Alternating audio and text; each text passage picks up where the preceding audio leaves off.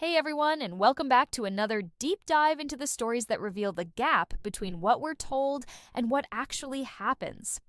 Today we're talking about something that should have been a celebration of sustainability and environmental consciousness, but instead became a textbook example of how grand promises can turn into environmental nightmares.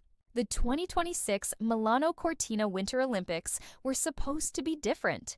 They were marketed as the greenest Olympics ever, with organizers making bold pledges about protecting sensitive mountain ecosystems and showcasing environmental responsibility to the world. But as the Games began in February 2026, a very different story was unfolding in the Italian Alps.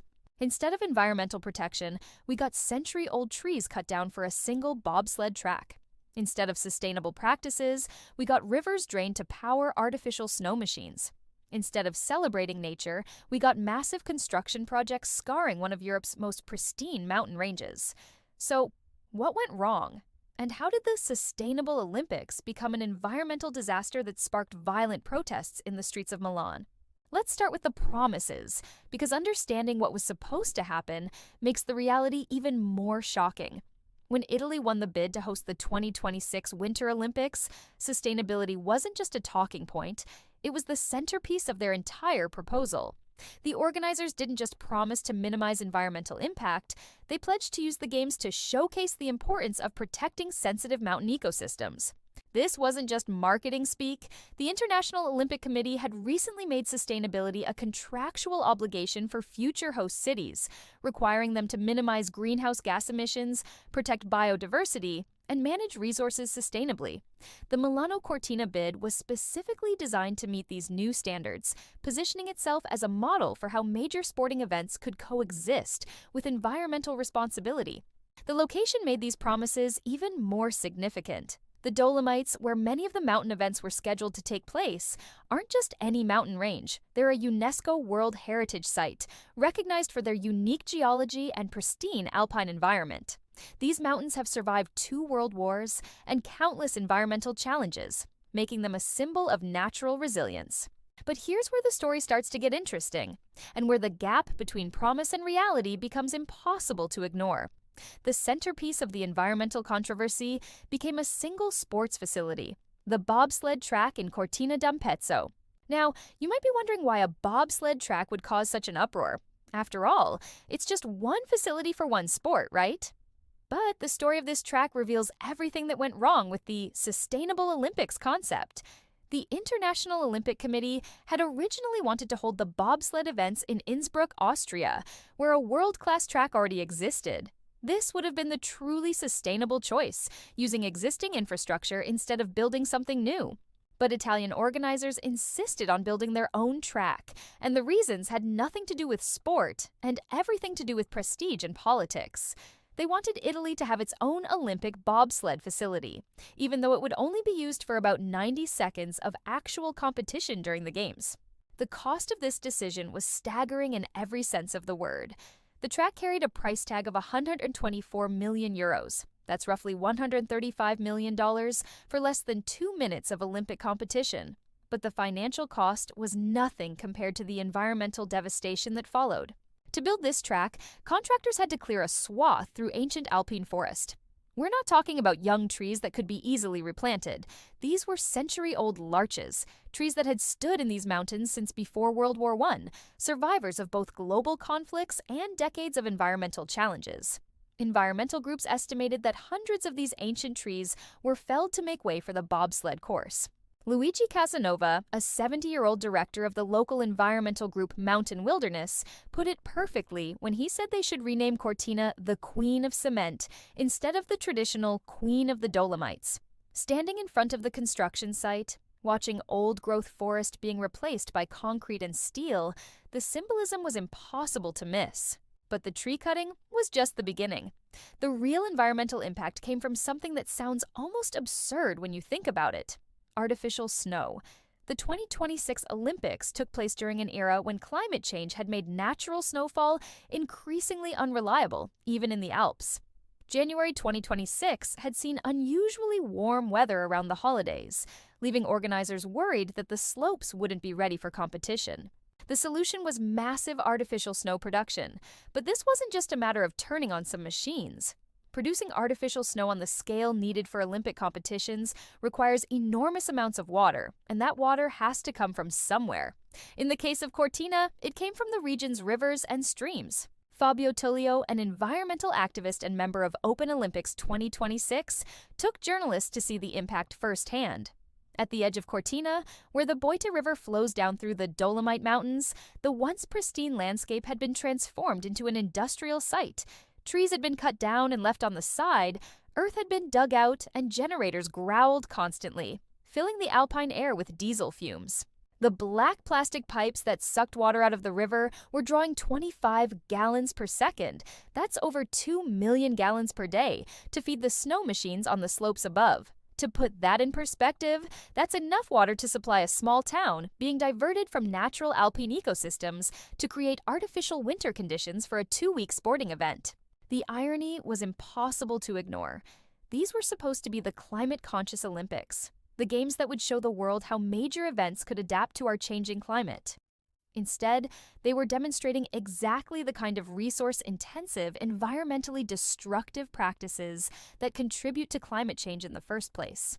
The environmental groups didn't stay quiet about this contradiction. As the Games approached, organizations like Mountain Wilderness and Open Olympics 2026 began organizing protests and awareness campaigns. They created powerful visual demonstrations, including protesters carrying stylized cardboard cutouts of the century-old trees that had been felled for the bobsled track. The protests culminated on February 7, 2026, just one day after the opening ceremony. Thousands of people took to the streets of Milan in what became one of the largest environmental protests in the city's recent history. The demonstration was organized by the Unsustainable Olympics Committee, a coalition of environmental groups, housing activists, students, and local residents who felt betrayed by the gap between Olympic promises and Olympic reality. The protesters' banners told the story in stark terms. Century-old trees, survivors of 2 wars, sacrificed for 90 seconds of competition on a bobsleigh track costing 124 million euros. Another banner read, "Let's take back the cities and free the mountains," capturing the sentiment that these Olympics represented corporate interests overriding environmental and community concerns. What started as a peaceful march through Milan quickly escalated into something much more serious. As protesters passed near the Olympic Village, some began setting off smoke bombs and firecrackers. The peaceful families and students who had joined the march began to disperse, but a smaller group of more militant protesters continued toward Olympic facilities. The confrontation reached its peak when protesters tried to access a highway near the Santa Giulia Olympic ice hockey rink. Police responded with tear gas and water cannons as demonstrators threw firecrackers and tried to breach security perimeters. The images of Olympic protests being met with force created exactly the kind of publicity that organizers had hoped to avoid. But the environmental concerns went far beyond the bobsled track and artificial snow. The Olympics had triggered a massive construction boom throughout the region, with over 20 cranes dotting the landscape of Cortina alone. The small Alpine town, already struggling with over-tourism and rising housing costs, found itself at the center of what critics called an urbanization process that was destroying its mountain character. Local residents complained that Olympic construction had exacerbated an already severe housing crisis. Rental prices had skyrocketed as properties were converted to accommodate Olympic officials, media, and tourists. Long-term residents found themselves priced out of their own community, replaced by short-term visitors who could afford the inflated Olympic-era prices. Healthcare worker at one of the protests captured the frustration perfectly. It's public money that has been spent on a display window. It may be interesting to have these showcase events, but at a time when there is not enough money for essential things, it makes no sense to spend it in this way. The criticism extended beyond local activists. International environmental organizations began questioning whether the Olympic movement's sustainability pledges were anything more than greenwashing, using environmental messaging to cover up practices that were fundamentally unsustainable. The timing made the criticism even more pointed. These Olympics were taking place during an era of increased climate awareness, just as the world was grappling with the reality that winter sports venues were becoming increasingly difficult to maintain naturally. Studies showed that many traditional Olympic host cities would no longer be climatically suitable for Winter Games by 2050.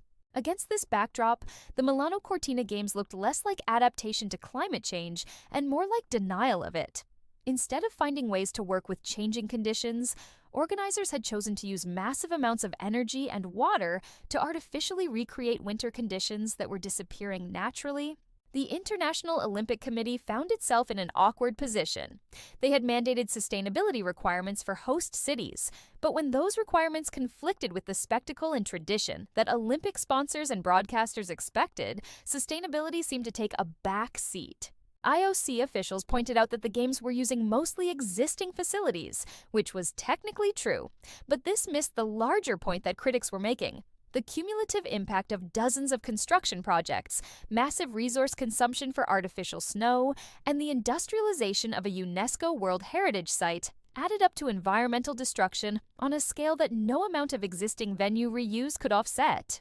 The protests and criticism didn't stop the Games from proceeding, but they succeeded in changing the conversation around Olympic sustainability. International media coverage increasingly focused on the gap between environmental promises and environmental reality, making the Milano Cortina Olympics a case study in how not to balance major sporting events with ecological responsibility.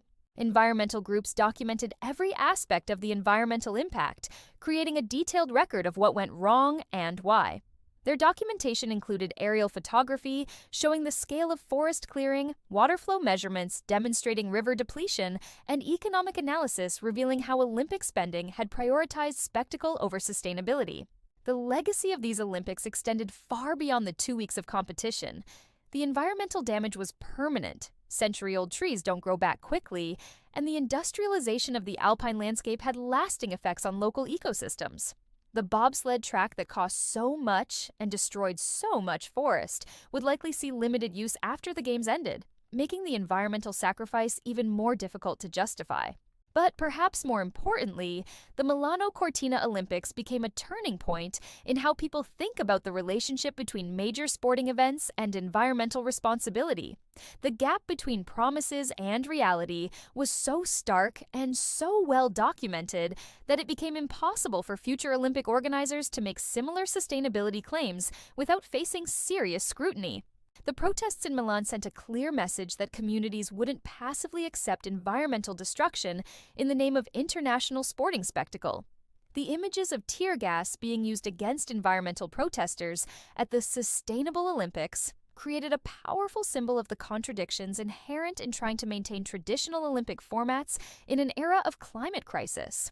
As the Games concluded and the international attention moved elsewhere, the residents of the Dolomites were left to live with the long-term consequences of hosting the greenest Olympics ever. The artificial snow melted away, the tourists went home, and the bobsled track sat largely unused, but the missing forests and depleted rivers remained as permanent reminders of what had been sacrificed for 2 weeks of international attention. Thanks for joining me for this look at how the best environmental intentions can go wrong when they run up against the realities of international sporting politics and commercial interests. The Milano Cortina Olympics were supposed to show us how major events could be environmentally responsible, but instead, they showed us how easy it is to use sustainability as a marketing tool while continuing practices that are fundamentally unsustainable. What do you think about the balance between international sporting events and environmental protection? Should the Olympics be required to meet stricter environmental standards, even if it means scaling back the spectacle that audiences expect? And how do we hold organizers accountable when their environmental promises don't match their environmental practices? Let me know your thoughts in the comments below. And if you found this deep dive into Olympic environmentalism informative, please give this video a thumbs up and consider subscribing for more stories that examine the gap between what we're told and what actually happens. I'll see you in the next episode, where we'll be exploring another story that shows how good intentions and big promises can sometimes lead to very different outcomes than what anyone expected.